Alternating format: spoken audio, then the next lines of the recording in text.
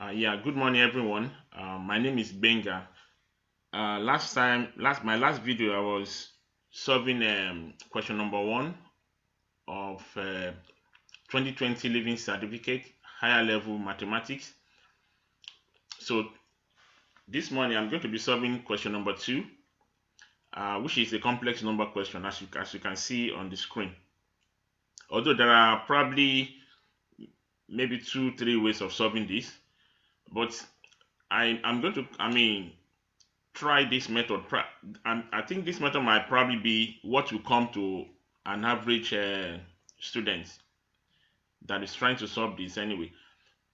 For example, if you look at the question says if you solve Z1 and Z2, and most likely maybe you might want to start from the first question. But the idea is you want to make a reasonable attempt in your living cert. How do you make a reasonable attempt? Even though you can't get to the bottom of the answer or getting the final answer, but how do we make a reasonable attempt in solving this? So what I'm going to do is you can start from the first equation because it looks more simpler than the second one, because the second one comprises of z1 and z2. So this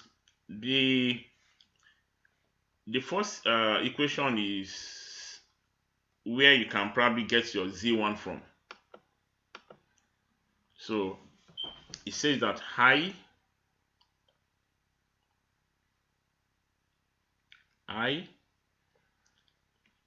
z1 equals to minus 4 plus 3I. So what I'm going to do is you can establish what your z1 will be, and probably that will earn you a mark. So z1 will be equals to minus 4 plus 3I divided by I. If you move your I is multiplying z1. If you move it over, it becomes division. So now, if you recall, or if you remember the division of complex number, how do you simplify division? Complex number when you are dealing with division. Remember that you have to multiply the top and the bottom by the conjugate of the bottom one. You multiply them by the conjugate of the denominator, and the conjugate of the denominator is going to be minus I. So we're going to multiply them, both of them, by minus I. So, and then let's do that. Minus 4 multiplied by minus I becomes plus 4I. Then 3I multiplied by minus I becomes minus 3I to be squared. Then divided by I multiplied by minus I, which is minus I to be squared. So you have to observe all these negative numbers because they kill students in mathematics. You have to respect negative numbers, so you have to be careful with the negative numbers. So having done that, you go further and simplify this. 4I. Remember, your I square is always equals to minus 1. As you can see, you see that they advise you that they might advise you that I equals to square root of minus 1. But always remember this: I square is always equals to minus 1. So what do we have now? We have 4I. So because you have I squared to be minus 1, you turn this guy back to plus. So you have plus 3 divided by minus I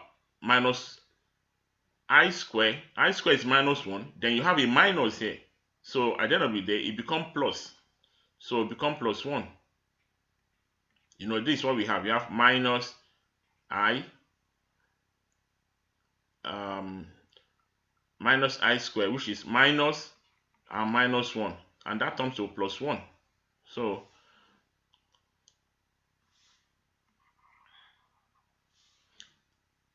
okay, so and in mathematics, so you just don't bother to say about plus 1. So 1 is plus 1 is 1. So okay, so now 4i plus 3 divided by 1, which is 3 plus 4i. So that is your z1.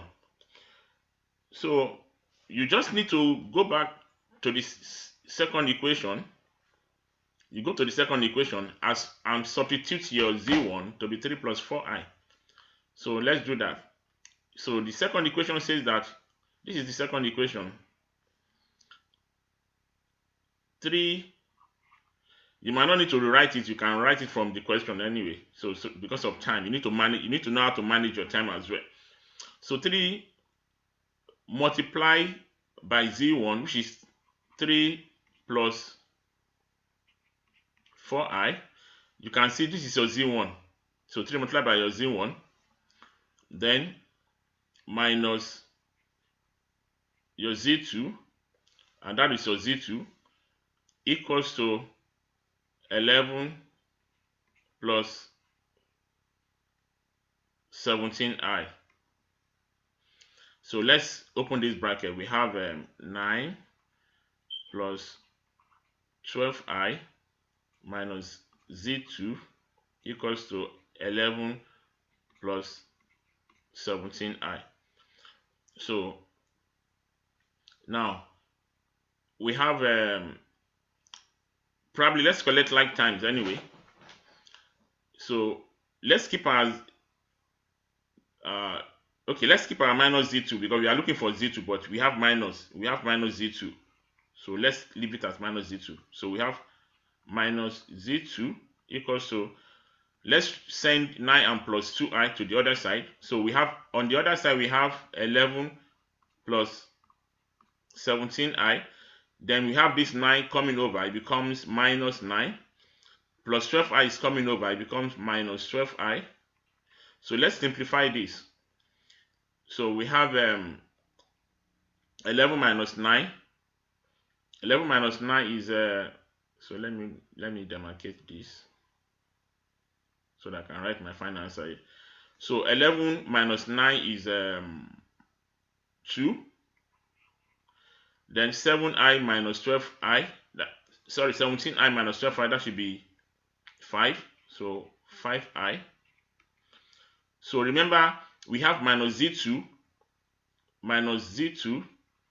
this minus z2 equals to now 2 plus 5i. But we are not actually looking for minus z2, we are looking for z2. So let's remove the negative sign. So this guy turned to minus 2, and this one to turn to minus 5i. So I think that would be your answer for your z2. So your z2 is minus 2 minus 5i, and your z1 equals to 3 plus 4i. So that is the solution to that.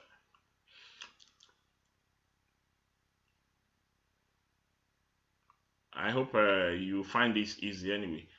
So although you can use another method. So the other method will probably, maybe you want only z1, you want to get rid of this i. So, and what do? Remember, if you multiply i by I, that gives you I squared. So you can start by multiplying both sides by I. So if you multiply this by I and this other two by I, so I multiplied by I will give you I squared, and I squared will now turn to minus. So at the end of the day, you now have minus z1 equals to, you open the bracket, you multiply this guy by your I as well. So you can do that if you want to, but I'm just doing this because probably what will come to an average student will be what I just did. That was why I'm using this method to solve this problem. That is the reason why I'm using this method. So because many students might not think, oh, I have to multiply both sides by I. So, so that is that. So let me move forward and go to the next question.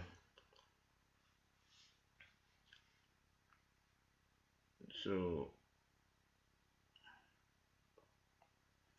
the next question, what is in the next question?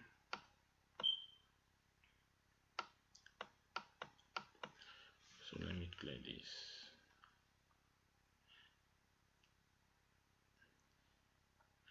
The other method I'm talking about, let me quickly do that. Maybe you might like that. The other method is, you remember you have I z1 equals to minus 4 plus 3I. So you can get rid of this I either by dividing both sides by i's. Look at that. Divide both sides by I.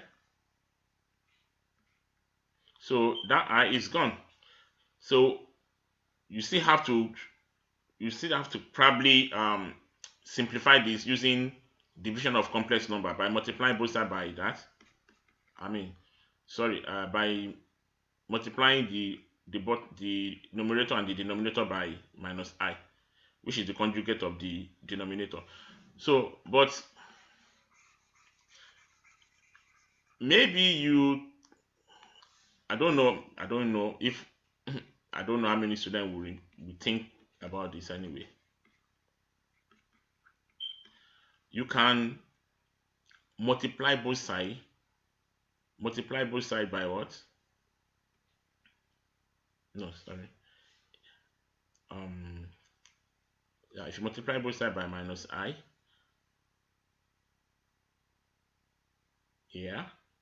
If you multiply both sides by minus I, this guy become minus I squared, and then z1 equals to, so this one will be minus 4, no, this guy turned to plus 4I, and this one turned to minus 3I squared, because you're multiplying all the line, everything by minus I. You're multiplying all the line by minus I. So the reason is minus I squared will turn back to plus 1. So plus 1 multiplied by z1, that will be z1.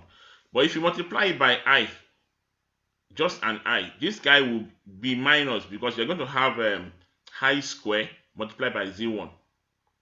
So let me show you what I'm talking about, so that you don't get confused. If you multiply both sides by I, this guy will become I square, and z1, this one will be minus 4I, and this one will be plus 3I square. Now, I square is minus 1, so minus 1 multiplied by z1, that will be minus z1. So maybe you don't want to deal with minus, or you can still do that anyway. You can do that, so it depends on your level of mathematics anyway. So that's minus z1 equals to minus 4I. I square is minus 1, this guy turned to minus 3. So z1 will be, you just need to change all the signs. 4I plus 3, so which is 3 plus 4I. So that's it. If you want to do that, if you think of that, but I don't know if you are going to think about that anyway. So you now go back to the second equation and substitute your z1 to be 3 plus 4I, and then you continue solving the problem. Okay, so let me quickly go to second question. Let me look at what is in the second question. So let me clear all the drawings. Okay, let's go down and see question number 2b. Okay, what do we have here? Question number 2b. The complex numbers 3 plus 2i and 5 minus I are the first two terms of a geometric sequence. Find out the common ratio of the sequence. Write your answer in the form a plus bi, where a and b are elements of integers. That means your a could be plus, your a could be plus or minus, your b could be plus or minus. That is what this means, element of integers. But you can ignore all this, you write your answer, blah blah blah blah, But what did they want you to do? They want you to find the common what? The common ratio. What is the common ratio of a geometric sequence? The common ratio of a geometric sequence is you divide you divide your second by the first. Divide the second time by the first, or divide the third by the second, divide the fourth time by the third time. So that'll give you your common ratio, because that becomes a constant. So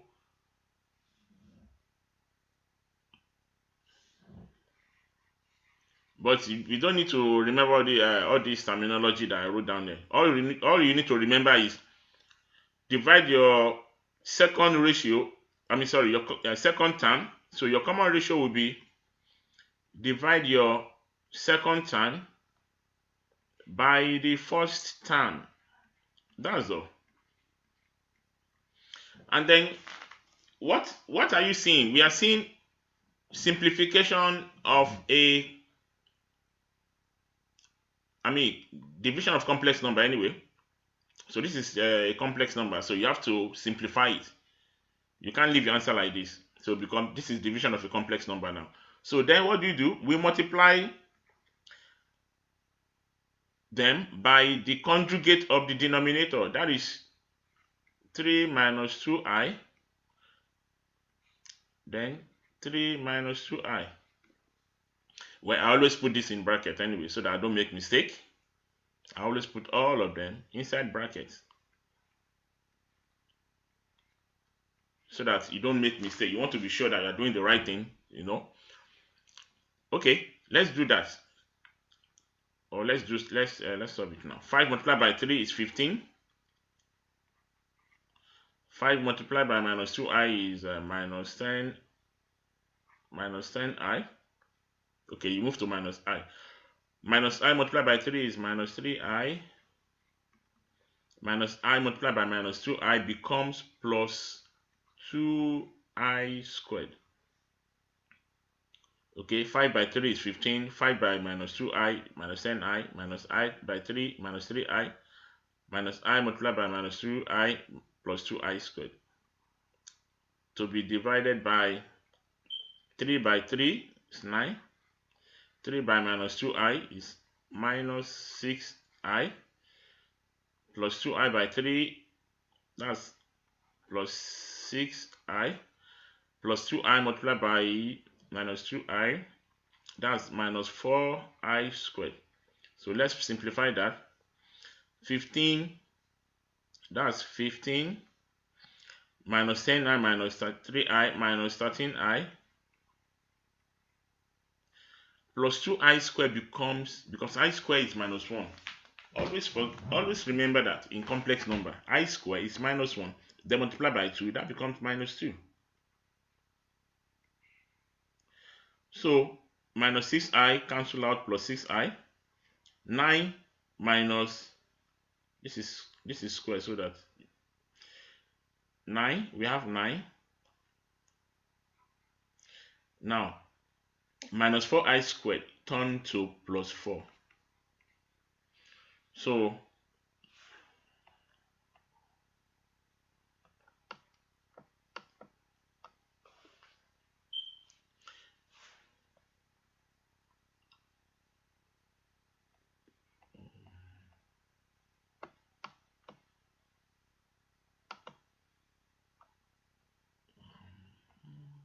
I'm trying to manage my space.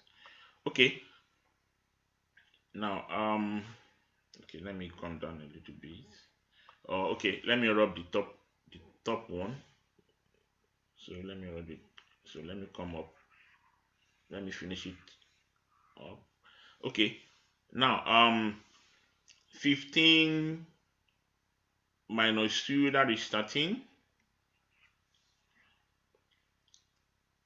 minus 13i, then divided by 9 plus 4 is 13. So remember, you cannot leave your answer like this anyway. This is a fraction. Then you can see 13 is common to them. So 13 divided by 13 is 1. Then that's the minus.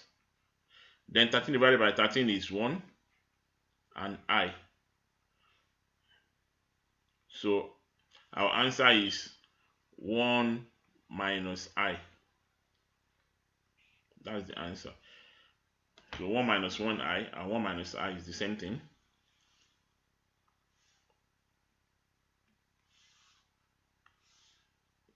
Let me write this properly. Okay. All right. So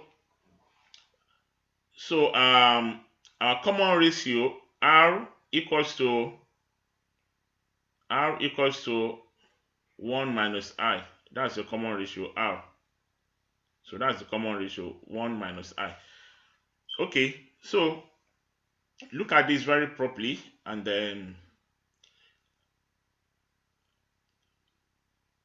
all you need to remember is how do you find your common ratio? Divide the second by the first or the third by the second, and that brings us to the division of complex number. So you multiply them by the conjugate of the denominator, and that was what I did. So now I'm going to rub this up. So common ratio is equal to 1 minus I. So I'm going to clear everything so that we move to the next.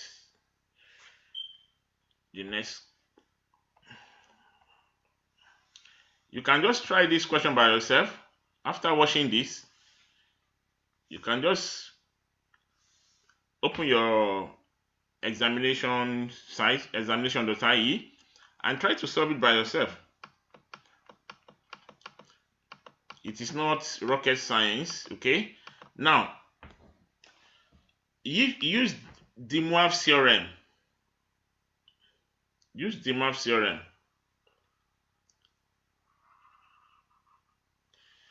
First and foremost, use De Moivre's theorem to find Tn. But first and foremost, let's look at De Moivre's theorem. What is De Moivre's theorem? You need to write the formula first. Maybe they will give you mark for that. R to the power of n cos n theta plus I sine n theta. Don't forget, R is your modulus and theta is your argument. So R is your modulus and theta is your argument.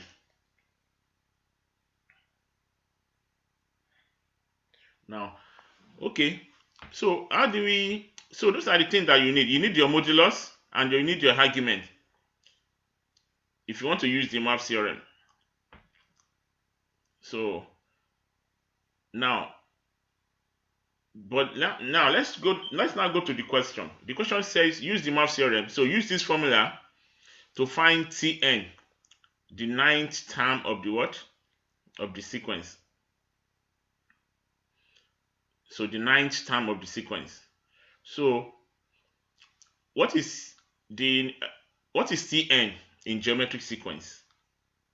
Because let's go back, because this question has to do with it's part of the main question, geometric sequence. So that's geometric sequence. So and then we need a modulus. So this modulus is not actually this common ratio. So don't mix them up. So we should not mix them up. So now let's write Cn. Cn of a geometric sequence is A multiplied by R raised to the power n minus 1. Your A is your first term of the sequence. Your R is your common ratio, and then your n is the number of terms. In this case, your n is 9. So which means your t of 9 equals to a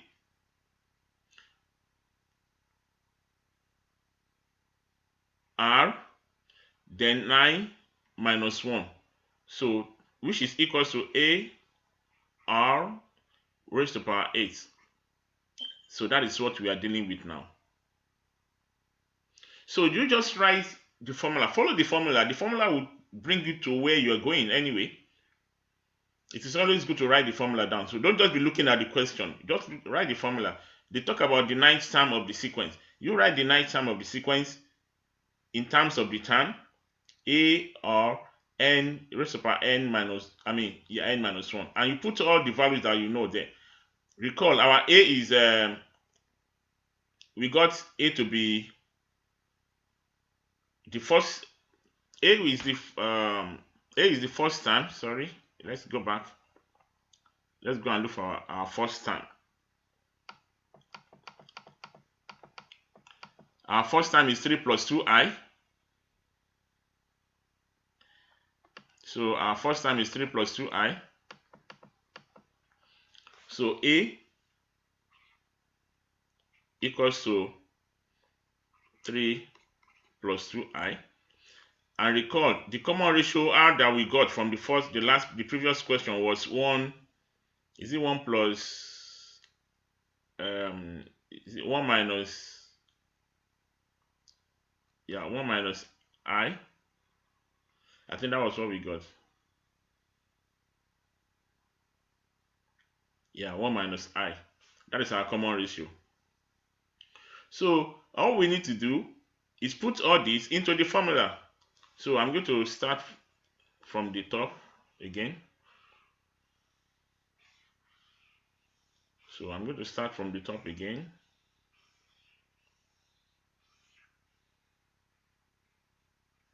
Okay. Now, this is what we want to deal with now.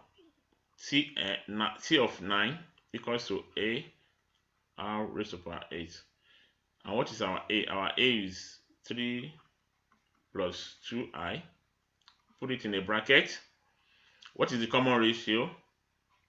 1 minus I raised to power 8. Yeah, raised to power 8. So, meanwhile, this is the one you have to simplify with the math theorem. This particular one, when you see a complex number to a particular power, so you have to use the math theorem to simplify it. Okay, so which means we are now going to simplify this guy using the math theorem. So we're going to keep this guy. So don't forget about this guy. Let's leave it aside. 3 multiplied by 2i. Let's leave it here. Then multiply by our De Moivre's theorem, which is r to the power of n, r to the power of n, r to the power of n cos n multiplied by theta plus I sine n multiplied by theta. Okay, so let's find our modulus r. That is the square root of your real number, which is 1 squared, plus the imaginary number to be squared. What is the imaginary number? I can write it here for you so that you know. It is minus 1. So minus 1 to be squared. And that gives us 1 squared, 1 squared, 2. That gives us square root of 2. So our modulus equals to square root of 2. So don't confuse that with common ratio. So I'm saying that again. So let me rub this guy out so that it doesn't confuse us. Okay. So that is our modulus, square root of 2. So you put our modulus in the formula at the end of the day. Now, what we need is our argument again. How do we get the argument? What I always advise students to do is, where is your complex number on the Hagan diagram? Or yeah, or in the in the quadrant. So we are dealing with 1 minus I. So we are dealing with plus real and minus. So which means it's in the fourth quadrant. So in the fourth quadrant, that is where your complex number lies. But before you do that, always do tan inverse of the imaginary, which is minus 1, over the real, which is 1. But I always advise students to ignore this minus sign. Don't bother yourself about the minus sign. You just use 1 over 1. So that will be tan inverse of 1. So tan inverse of 1 will be, what is that? Tan inverse of 1. So tan inverse of 1 will be 45, I think.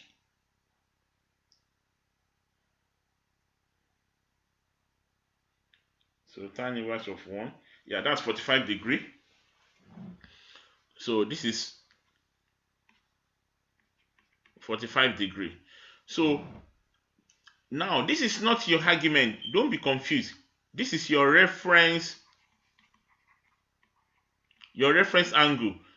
So you now go and establish where this guy is in the quadrant. It's in the fourth quadrant. In the fourth quadrant. In fourth quadrant, you take your reference angle from 360 degree. So that means your argument will be 360 minus 45. 360 minus 45. 360 minus 45. That's 315. So that is 315 degree. So your argument is 315 degree. That is your theta. Once again, anytime you do tan inverse, ignore the sign, but establish it on the quadrant. So when you do your tan inverse of imaginary over the real, whatever you get will now be your reference angle. Then you now look at the quadrant. For example, if it's in the first quadrant, you use it as it is. Your reference angle will also be equal to your argument. You don't do anything with it. If it is in the second quadrant, you take it away from 120. From 180. You take it away from 180. That becomes your argument. If it's in the third quadrant, you add your reference angle to 180. That becomes your argument.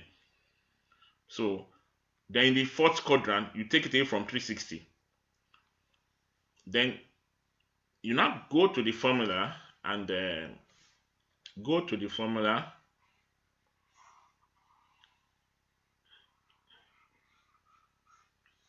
So you go to the formula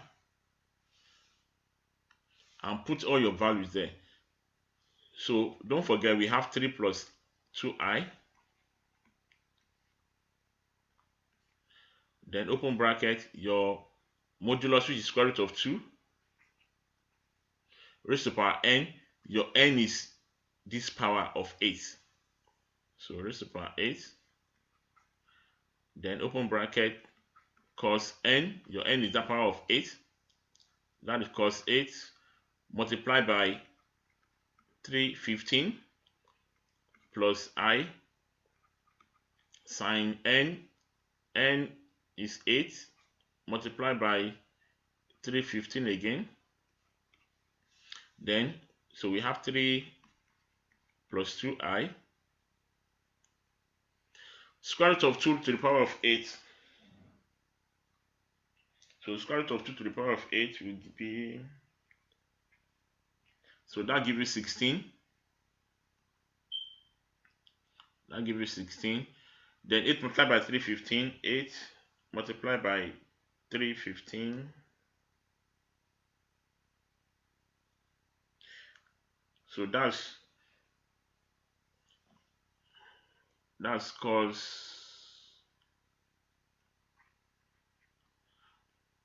2520, then plus I sine 2520. Yeah. So the reason why I'm not changing this back to radian is because I'm going to still multiply my result with 3 plus 2i. So I'm going to leave this guy in rectangular form. You know, this one is in rectangular form.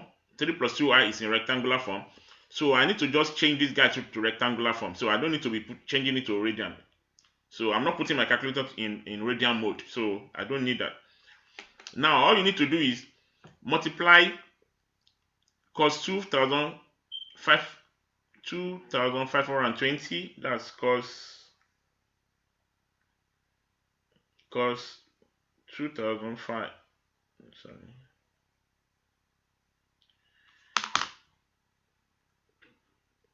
Cos 2520. Cos 2520 is 1. So I have 3 plus 2i in a bracket. Then I have 16. So this guy is 1. So this is 1. Then plus I. So sine 2000. 1 second. Sine 2520. That is 0. So this guy gave me 0.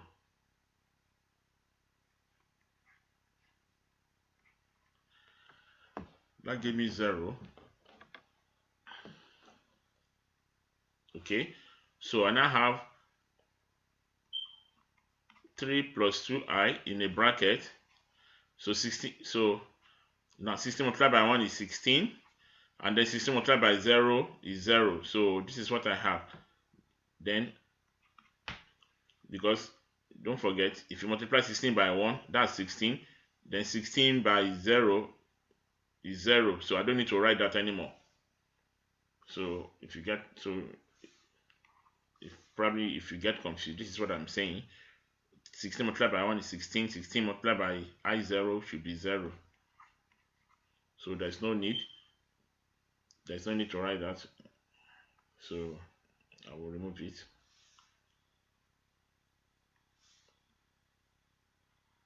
Okay, so now, so 3 multiplied by 16 is 48. Then plus 2i multiplied by 16 is 32i. This is my answer now.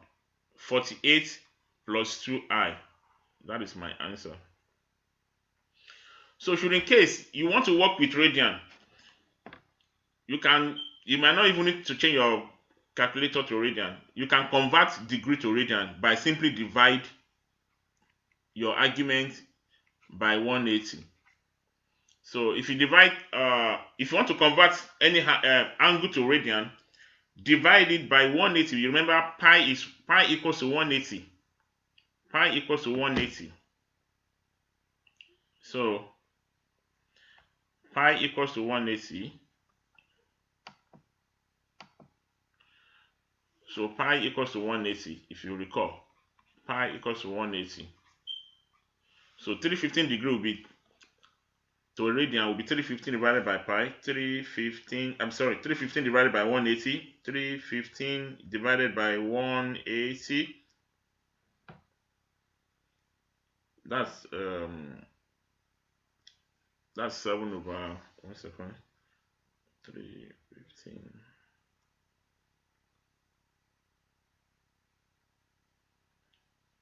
Yeah, I think it's 7 over whatever, So